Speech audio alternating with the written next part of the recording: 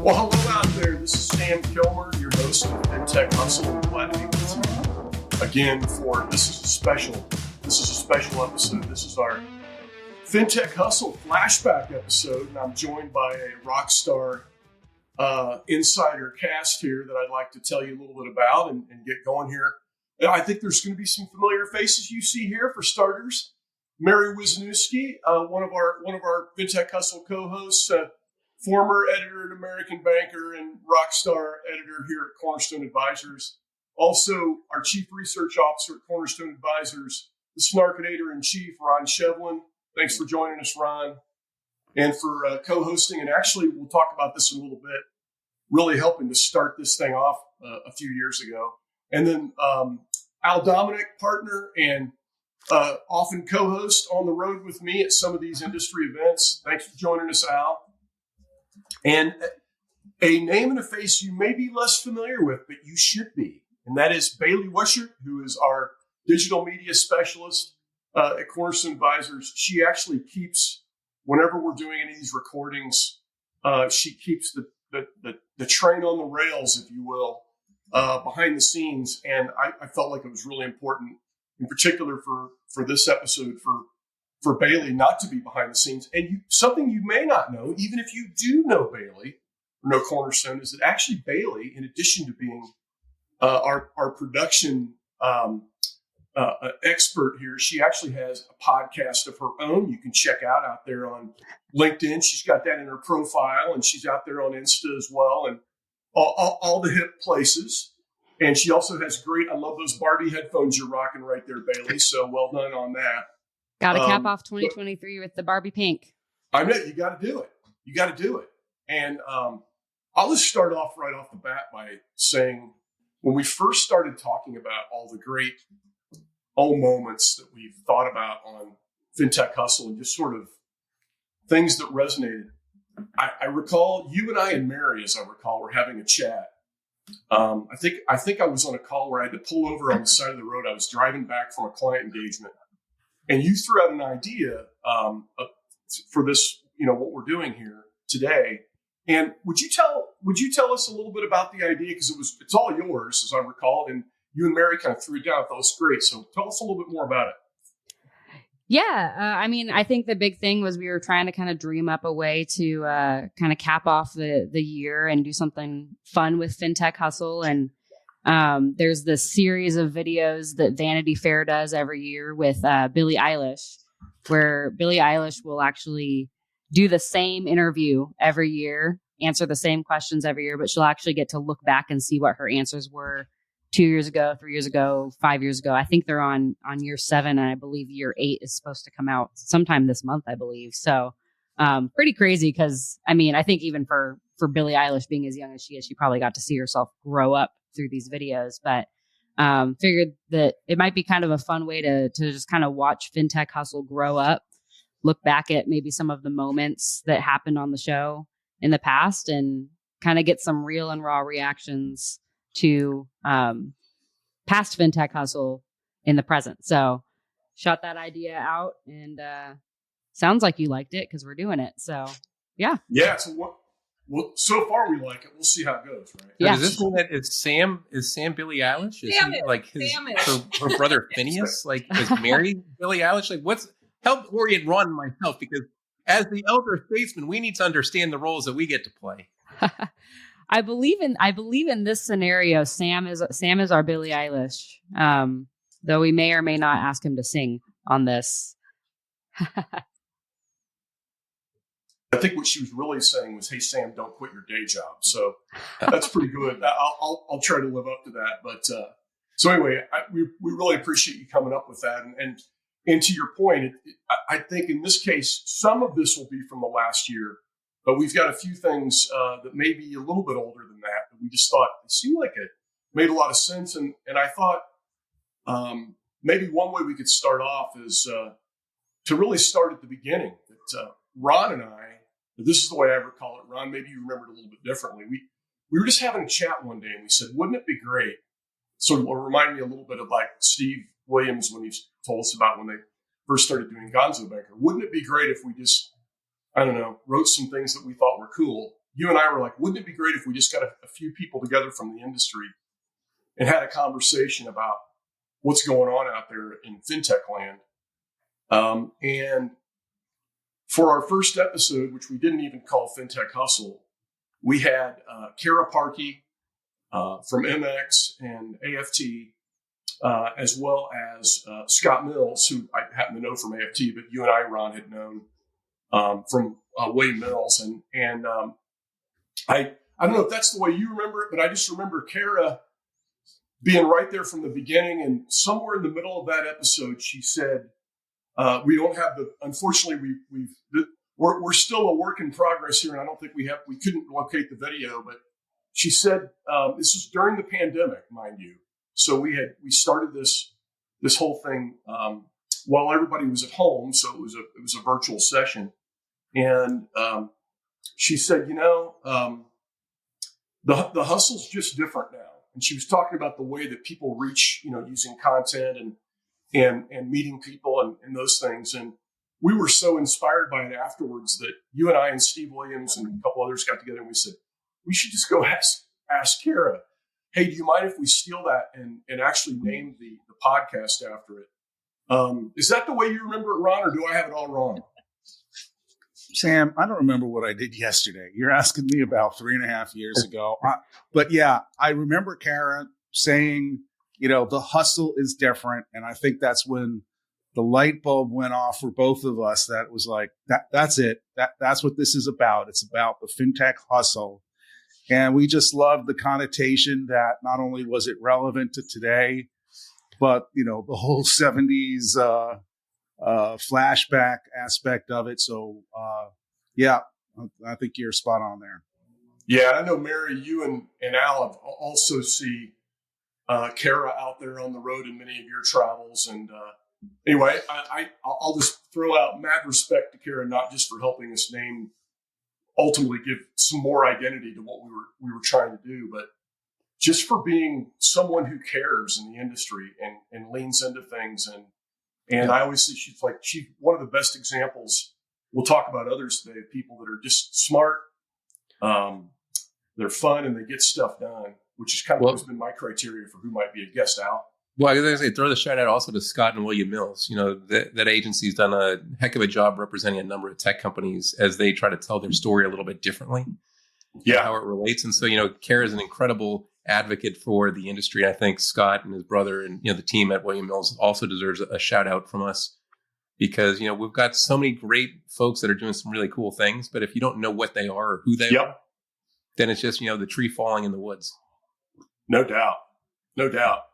Well, I'll tell you, another flashback as we were thinking through things, and Mary, I think this is one that you had identified, was Doug Brown over at NCR, now Voyix.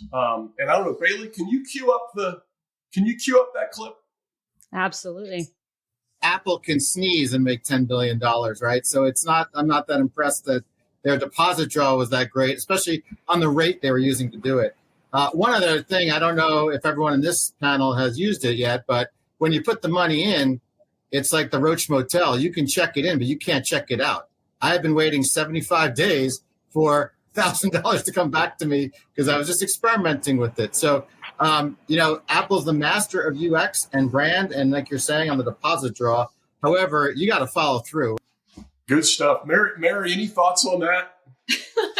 My main thought is I always appreciate Doug Brown's candor. So I appreciate that and how he's just like standing up like no big deal, but he can't get his money. But, that was such a big story, I think, of this year, of people not being able to move their money out of Apple for a bit of time, to the point where they were giving like apology money to certain customers.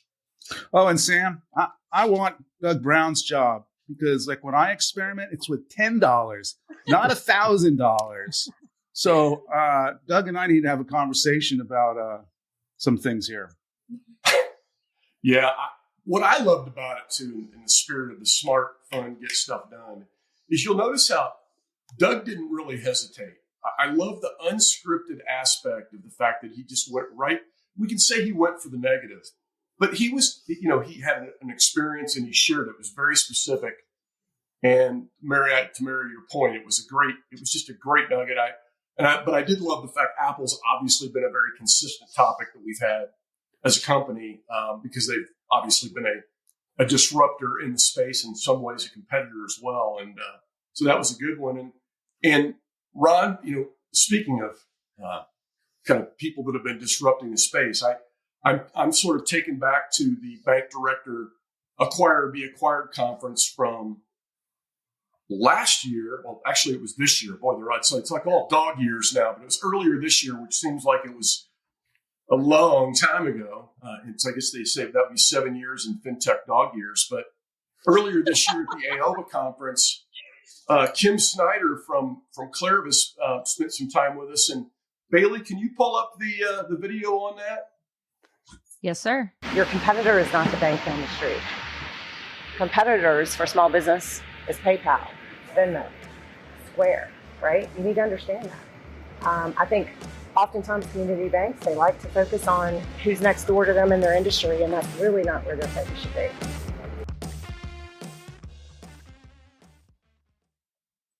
What cool background music.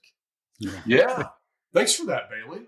Of Well, course. Ron, you were there when she said that, and you and I and Jamie Punishel were there. Any thoughts on some of Kim's comments there? Well, Kim is spot on, but I got to tell you, Sam, this actually reminds me of a story that I actually have used many times, and I stole it from you. You were doing a strategic planning session, you told me a while back, and you asked the management team, "Hey, do you guys see Rocket Mortgage in your space, in your footprint?" And they go, "No, we don't see them." Of course, you don't see them, but they've got incredible market share, and so. It does, Kim's point kind of echoes a lot of that about how there tends to be a bit of a tunnel vision in banking around who you're competing with. Credit unions think they're competing with other credit unions. Community banks think they're competing with other community banks. And these days, I like to use that Cameron and McKenzie picture of mine to show how consumers' financial lives just span so many different providers, and they're all competitors in one way or another, even if they're not competing for the exact same product or service. They're competing for engagement. They're competing for mind share. Ron, as you're saying this, because you're referencing Acquire Be Acquired in parallel to your conversation, I think there's a greater appreciation from the banking space that legacy mindsets, legacy teams, legacy cultures are going to really hold you back. And so when you talk about not really being aware of what's happening outside of your immediate shop, I think that's a real risk that has been addressed by a lot of different people in a lot of different ways throughout 2023. Yeah, and I'll just go ahead and point out too that to shout out to the bank director team, because I remember having just great conversation with Kim and Jamie, Ron, that you and I had. It was such a natural conversation, partly because there was so much for us to talk about from the event.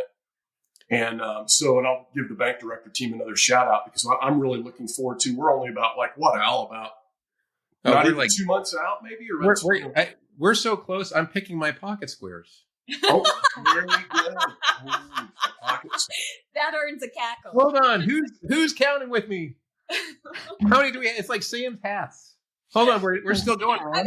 I think you're on 12 or 13. Hold on, who's counting at home? Because this could continue for quite some time. It's like a magician's trick, pulling the handkerchiefs out of us. Or Ron, I could just do this and just go on the Sam Kilmer side of things and just say, "Oh, it's time for a FinTech hustle." That's that pocket square thing. That's pathological, Al. You've got that up to a really high level of obsession, but mad respect for that. Actually, tip of my hat on that. You've got a hat. I've got the pocket squares. Ron's got the snark, and then Mary's got the roller skates. So I feel like we all have our thing. Yeah, and the halls are going to be so bustling at the AOBA conference coming up that we decided we're preparing for our first FinTech Hustle Carpool Edition. Carpool karaoke. Bailee's working on the production logistics as we speak, with Sue Selecki from COCC, Aaron Simpson from Encore Bank, and Nathaniel Harley from Mantle are going to join Al and I and Bailee, and we're going to try to fit it's going to be like a mad mashup of we're going to be in a Mini Cooper driving around the mean streets of Scottsdale, trying to figure out how to, have some fun conversations without running any stoplights. Yep. So anyway, we're looking forward to that. And I think, another thing, that's, it's not all fun and games in fintech. And I think we've seen over the last, year or so, it's been a tough road out there. And I have to say one of the industry luminaries we had on the podcast, Tom Shen sort of foretold this before it really hit. And Bailee, if you could tee up the next video clip for me, please. Absolutely. The good companies, the ones that are growing 80, 150, 300%, they're still getting incredibly frothy valuation in the mid 20x type of valuation. But on the other end, the company that's sort of doing well, but sort of middle of the road or not as well, they're seeing lower valuation or at times being shut out of fundraising. So bifurcation of the fundraising space. And that's a good thing, and that's a challenge as well. Here, I went off mute there because my dog Mabel back there was being a little bit more vocal than I would have preferred for that. Didn't want to interrupt that. That's a really good point. I think as one investor at Finovate put it last week, it's like there's still interest in the space. It's just the cost of capital is going up and people are scrutinizing it. The underwriting is just getting a little bit more particular. So really interesting point. And follow the money, huh? Yeah. As I said, flight to quality rotation, right? We're seeing some rotation, actually, interestingly, from sort of the more sexy to the less sexy, to more meat and potato, if you will. Yeah, good stuff. I love the meat and potatoes observation from Tom. I also like that fast talker thing that was going on with me. Yeah. So what I like about Tom is, he says, follow the money, and he actually walks the talk. Like if you know Tom, he could have very happily retired in Palm Springs and just, kicked it on the golf course. Instead, you see his LinkedIn stuff where he's looking for the next great fintech company, and it's global in scale. And, he's not letting geographic boundaries limit his creativity and his curiosity. I just think it's such a cool example of somebody who's built companies, built relationships, networks, and continues to invest in people. And so, chasing great ideas seems to be Tom's MO at the moment. Yeah. Sam, quick comment on that too. I think, to Tom's meat and potatoes comment, it's not just meat and potatoes, it's infrastructure and it's banking. I won't name the source on this one, but it's somebody we all know likes to say that the future of banking is fintech. And I like to say that the future of fintech is banking. And that's what the direction we're really moving in here. Well, Ron, to your point, I don't know if everyone saw the news yesterday that H.M. Bradley is sunsetting its consumer line, but is now selling to banks. Yep. Yeah. Yeah, it's a common thread. It's like the 3-point plan. One is we're going to blow up the banking business. The second one is we're not going to fight them. We're going to join them. And then the third one is typically it's not going well. We might not be doing anything. It seems like there's been that pattern of either people exiting after the can't beat them, join them thread. But I agree with you, Al, too, about Tom. He's in the middle of everything. He's on a half dozen boards, and I'm following his travels vicariously.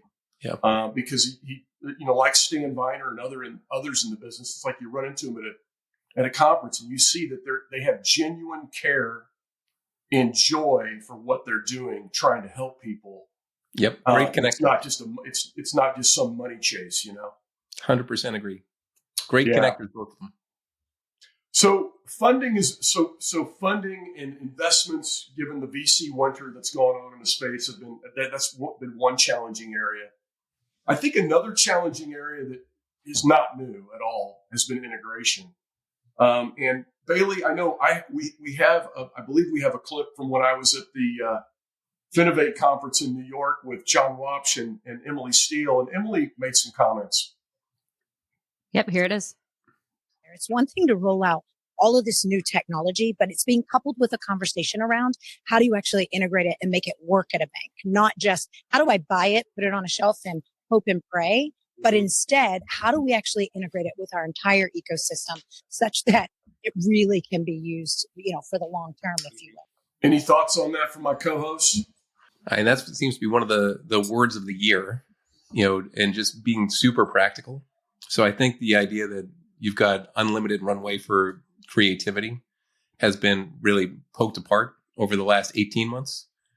And so when you think about how practical and, pragmatic like a bank CFO really is, you can understand internally there's, business challenges that need to be immediately addressed. And so if you can't come in from the tech side and show how your solution gets to that outcome, so the integration, the implementation, those are components of it. But what is the outcome that the bank is driving towards that the tech company can help with?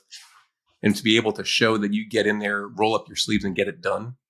That to me seems to be, kind of one of the big underlying themes of this year. Good stuff. Well, I'll tell you, so if industry funding or investors has been one challenge over the last year, and integration has been certainly been a challenge over the last year, but it's been a challenge since I was a banker, back when I had more hair and fewer hats. I think another sort of third area that comes to mind has been regulatory related. And I believe, Bailee, from back when we had Peggy Mango and Neil Underwood on FinTech Hustle, we've got a clip from Neil that if you wouldn't mind pulling that one up. Yeah. Running a bank for 10 years, going to the regulator meetings, and examining the findings. And so it's just the discipline around understanding all that is regulatory compliance. I think many of the fintechs that don't have that experience, quite frankly, underestimate that element and what it means. Any comments on that, guys? I have comments and I have thoughts, but you can take what Neil says and you can apply it to what's going on in the BaaS space right now, where you see it just takes one accidental misstep or worse, and things get sideways really fast. And so that understanding of regulatory expectation, compliance burdens, that's fundamental to being in a traditional financial institution. And so, when you think about the different investments that tech companies are making from their hiring, it's not surprising to see all these different open positions for really smart, sophisticated folks who understand what's going on in the regulatory world that we're a part of. Yeah, I think I was also reminded of someone that we haven't had on the program yet, but I'd like to at some point, Bailee Wishart, who was talking about kind of the space and, whether it's BaaS or whatever, but basically embedded, where you have all these different players splitting up the interchange. Yep. At the same time that each one of those parties has a compliance head. So you've got 3 companies splitting up the revenue, or 2 companies, or whatever the economics are of the deal. And then you've got 3 compliance officers on any given conference call, all with their own interpretation, all arguing about what's okay. And I think I'm not trying to put words in her mouth, but I remember her saying something along the lines of, if I was paraphrasing the dude from The Big Lebowski, this aggression cannot stand. I think he was channeling President George Bush. But anyway, the point is that it's not tenable. It can't hold. You can't have 3 people with 3 different interpretations and splitting up all the money and that be okay. And what I liked about what Neil said was very practical. I also like the fact that Neil is, I've referred to oftentimes as a trifecta, someone who's a banker, a fintech, and an investor. So they can kind of see all those things from all sides. But anyway, I loved having Neil on, and I know he doesn't do a lot of programs like that now. So I was really flattered that he joined us, and thought that was a really salient point. I think also, let's see, Mary, when you and I think I'm trying to remember, we were at maybe at a Finovate. I'm trying to think where we were at, where we had a good session with Derik Sutton from Autobooks and John Finley. Yeah. And I know, Bailee, you've got a clip here of That was Derik. the next tech. Florida, I think. This one also might have some background music to it, so just be prepared. Get ready to dance, gentlemen. Yeah. The banking industry will not let go of the past. And there's all of these features and capabilities that are probably used by the minority of the customer base.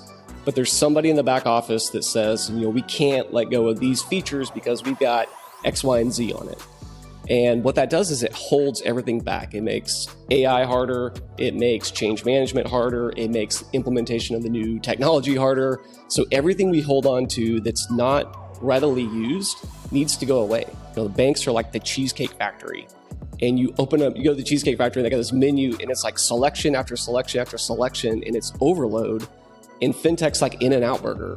And I'm going to get a burger, I'm going to get a fries and shake, and I know it's going to be good. I know exactly what it is. It's simple and easy, and you can like pivot and innovate off that model. I think it's really hard to scale Cheesecake Factory of features, capabilities from a marketing standpoint, from an innovation standpoint, that at some point in time, I think banks are going to have to say, hey, these things can go away, and that's okay. And if there's customers that are impacted, maybe we don't want those types of customers. Mary, you're right. That was FinX Tech. And it was kind of fun talking over the music. And it looked like Derik Sutton had a little bit of a Beck thing going on there where he was, he had the microphone. Two turntables and a microphone? There it is, yeah. So, Mary, any thoughts on, I just remember that, that analogy was very cool, but anything that jumped out at you on that? Yeah, the analogy is really cool. I mean, it's just a really true point. I used to have to hop around bank websites and it's just to look for their disclosures to find things out. And it's just such a vomit on the page sort of look for many of them. It's so many products. But I will say when you sunset a product, even though it's small amount of people, those people get really mad. And something that happened during the pandemic was a few of the challenger banks, neobanks, started letting people deposit cash at retailers. So it's just a hard tension. And I don't know what the right answer is, but darlings, it's hard. Yeah. I mean, Mary, as you're talking though, when I'm thinking about something Ron put on social that just blew up and it was all around Chime winning the deposit war. And basically it's like, guys, the war has been won by Chime. And I know I'm paraphrasing my friend who's on with us right now, but what's still surprising is how few bankers have actually gone on to Chime's site, have taken out their phone and tried to open an app or open an account with Chime to see the massive difference that exists between what the bank provides and what a company like Chime provides. So I'm not, trying to put Chime up on a pedestal, but Ron, you have clearly rattled some cages because your LinkedIn stuff just blew up when that first came out. Yeah, and what I'd point to here, though, is it's less about the account opening process as it is about the product. And that's what Derik was really talking about in comparing Cheesecake Factory and In-N-Out Burger, which we don't have any around here. So I'm assuming is really good. But it's a product and it's a limited product, and that's what they do, and they do it very well. The banks think, well, we have to offer everything and don't have as good a product offering. And you go to Chime, they have a target market, they know who they're serving and or who they're looking for, and the product is geared towards those people. So, Al, even if bank CEOs went to Chime's site and did this, sure, they'd find a great account opening process, but they wouldn't actually notice necessarily that it's the product features that are actually, attracting people by the hordes. Yeah. I just remember back maybe 5-6 years ago, something that Brian Moynihan, the CEO of B of A, said about why he gets up from his desk as often as he does. And it's just, if you're not putting yourself into these uncomfortable positions and you're seeing what others are doing that you have decided, well, we can't do this, you've artificially set some obstacles, then you can't lead effectively. So, what you're saying, I agree with Ron, but I think it's the responsibility of the industry's leaders to say, hey, are we putting some unintentional rocks in front of our teams? And if so, how do we talk about that so that people aren't prevented from actually taking some chances? Because there's nothing that says what Chime does can't be brought into a regional bank or a credit union that's ambitious and opportunistic. Yeah, I think, listen, if banks and fintechs selling to consumers and small businesses or commercial, let's just call that B2C, was a big topic this year. Another big topic has been B2B, which is how do enabling fintechs or challengers even, do they sell and partner with banks? And I know, Al, when you and I were recently at the Jam FinTop Summit, we had a chance to sit down at the fire pit with Dan O'Malley from Numerated, as well as Sarah Howell from Infinite. And I know Sarah had some had some comments here. Bailee, if you wouldn't mind running the video of that. Banks is much more nuanced and much more sophisticated than it was pre-VC winter, when a lot of fintechs were trying to compete with the bank. And now, they're realizing you can abstract the core, but you can't abstract the charter. So you got to play nicely. And so now they're shifting their business model to sell into banks. But what I'm realizing is that it's very hard to sell into banks. You have to know their problems at a granular level. Any thoughts on that, guys? Well, other than the fact that we didn't fall into the fire pit and and kill ourselves by accident, because that was not seen in the video, but we were literally next to this raging fire, and it was maybe 35 degrees outside. It looked sunny and warm, but it was actually pretty gnarly. We had legitimate worry that our microphone, because we actually have a hard cable that goes to the microphone, we had legitimate worry that we might have some meltage right there. But there's a real insider baseball on the FinTech Hustle. We did make it out, but I thought that Sarah really kind of captured the essence of the challenge of sometimes I find sometimes it's either bankers or even consultants. I wouldn't say we're dismissive of sales people in the industry. I've worked around salespeople almost my whole career that I've not been a banker, or I was called on them when I was a banker. And it's such a tall order to get someone's attention and to command it in a way. And it's getting harder. And, people's time they're more distracted. There's 100 different things coming at them. But I did think that she really nailed it, that it's tougher now. And you just have to be more focused about it, and you have to be really detailed about it. So that captured my thoughts. But I don't know if you guys have any thoughts on that. I keep seeing and hearing from bankers that they could fill their entire week's calendar if they accepted half of the invitations that were credible and relevant to their business. So that just leaves aside all the ones that have no value to them. And so when you think about, just kind of running and performing, you've got to earn the right to change your business. And so you've got to perform every day. That's what a bank executive is dealing with, to be able to introduce some new ideas that could really move their business in a different direction. You're asking for some opportunity to be put to the side.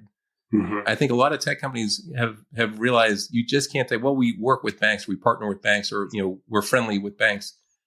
I thought Sarah's point was really spot on, because to get really detailed and granular and still something very specific, I think that's the hook that gets you a starting conversation. And then, Sam, you and I have talked, you've really got to bring your A game. You cannot waste people's time. You can't just talk about, we've got a great team and great technology, because that's total BS. Everyone has a great team. Everyone has great tech.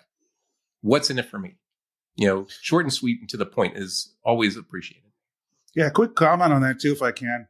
I think Sarah makes a great point about understanding the banker's problems. I don't know, I think you guys see it as much as I do, vendor decks and presentations, and they all seem to be so generic. They all seem to start with everybody's digital and this is where we're moving towards, but it doesn't get at the challenges and the problems that the banks are facing in dealing with that. It just seems to want to be, hey, we're moving this direction and you have to become digital too. It's like, well, yeah, we kind of know that already. And I'm just so underwhelmed by a lot of these presentations. Sam is too, Mary is too, right?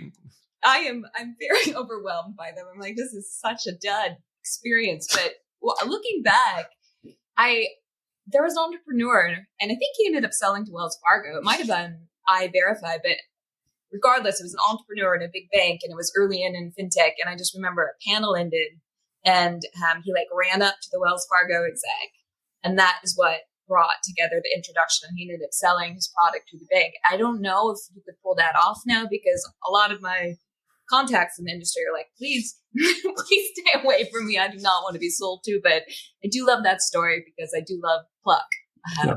But I don't know if it could repeat itself right now. Well, so Sam and I saw something that I think tech executives should really think about before they present at a conference. So he mentioned we were in Nashville for this Jam FinTop event. They decided to give a long runway of speakers 2 minutes to talk about their company. And the most effective one was a woman, and her name's escaping me, but maybe Sam remembers, who said, "You're giving me 2 minutes to describe my company. I only need one." And in 1 minute, she nailed it. and left 60 seconds for the next person, who of course took 3 minutes to talk about how great his team was and how great their technology could be. So he was not memorable, whereas this woman, again, even if I'm forgetting her name at the moment, really did an amazing job to get the vibe going. Yeah. So memorable that neither you nor I can remember the name. We're going to come back to that. And we're going to post it. We're going to edit Bailee flagged this one as an edit for Sam and Al to make us sound smarter. Yeah, right. Well, hold on, let me put my hat back on so I can go back into the smart man cave. Okay, I'm back. Man. Too funny. And listen, and speaking of be memorable, we were in the Jam FinTop Summit. While we were there at the fire pit, about ready to melt the microphone cable, Vansia from Connect One Bank came up, and she just made a brief mention of her venture on effort that she's working on right now with tech entrepreneurs, as well as their investments that they made in Bowfly, an acquisition that they've made. And like Neil Underwood, Sia is one of those great trifecta type people that's a banker, Connect One Bank, FinTecher and Bowfly, and then also in the investor world, showing up at events like Jam FinTop. And Mary and I actually earlier in the year, after the AOBA conference, had a great session with Daniel Hazley from Aperture and Sia. And I think we have a clip from that, don't we, Bailee? Yes, we do. Awesome. The panel, he got up on stage to tell men to go to the women's reception events. And I just thought, wow, this is such a sincere moment. And I love it. Yeah. I just want to call that out. I was really proud of him in that moment. As you know, there was a women's luncheon at the conference, Women in Banking, which was awesome. There's a room full of women, but he made a really important point. That conversation needs to happen on main stage. And I'm really happy Michelle sort of made that happen. It was impromptu. It wasn't planned. Yeah, Mary, any thoughts on that? I have thoughts on that, Sam. First of all, to the other point, this was an amazing moment because it was a really sincere moment. Frank did get up on stage and had just a candid thought up there, and you just don't really see that happen too often at conferences. But I just underscore the point. Everyone needs to be in the room to make things happen. Well, let me do a little cross promotion of the Plugged In podcast that Sam alluded to earlier. So, Plugged In is a sister to FinTech Hustle from Cornerstone. And Steve Williams and I just had a conversation with Maria Tedesco, who's the president and COO at Atlantic Union Bank in Richmond. So, about a $24 billion institution. We talked about this very thing. How do you help women rise up in the leadership ranks? And not to paraphrase Maria too long, but she said, it's everyone's responsibility. It's not just hers. She's got to model the behavior, but you need to build a team. And so she's got a great CEO in John Asbury, who is locked arms with her and says, we've got an opportunity to really set an example. And so whether it's at a conference like Sia is describing, whether it's in an office, like Atlantic Union would have, I think if we just continue to talk about this and say, hey, it can feel awkward, but it's really uncomfortable that we don't have the number of female executives in positions at tech companies, at banks, at credit unions that we should, when you just look at the country that we're a part of. And so instead of hesitating and pulling back, I think it's everyone's opportunity and responsibility to say, we all know smart folks. Some of them are women, and they should have opportunities to do some really amazing things. And if we can help advance them, then we should be doing that. And so I really appreciate what Sia does, but I appreciate Frank Sorrentino, her CEO at Connect One, who has been very outspoken about the need for diversity, inclusion, and it's not just a check the box type activity. It's something he thinks makes the business stronger, and I have to say I totally agree with him. Well, and one last thing here on that is, as we go to the next one, is one of the things I love about Sia as well. She's fun, so this is both work and it's fun, and so too you are, Mary. And so I also want to say, Mary, I saw in that segment there you were also wearing, I believe you had some disco earrings there, and so I have to. Are you wearing them now? To raise my I know. Are you wearing them now, Mary? This is why I was frazzled this morning. I was trying to hide from all the light coming into my apartment. I am not wearing them now, Al. I have failed today, but I didn't fail then. Next year when we do the part 2 of this. But in the spirit of keeping it fun, as you might imagine from this, since it's an unscripted and many times in the hall recorded, so things don't always go well. Sometimes we have kind of like, there's a few bloopers out there. And so in the spirit of fun too, I think we had a twice over Redux episode. We had to film it twice with Kara Schultz of CSI, Mike Triggiano of Velocity Solutions, and Ron and me. And I think we have a clip from one of those segments. Do we not, Bailee? We do. Ron, there's no one and done. I mean, as fast as you can use that term loosely, but the cores are rolling out updates on, as are the other fintechs, on a pretty regular basis. And if you're going to provide that kind of integration, it's ongoing. It's ongoing development and maintenance and support. What you may not have been able to hear in the background was there was some. I think we even filtered out some of it. Recreate it. It was yeah. He was pounding the desk out of enthusiasm. It was so funny because it was the retake too. Like we had done it in person at an AFT event, I think, and there were some issues with.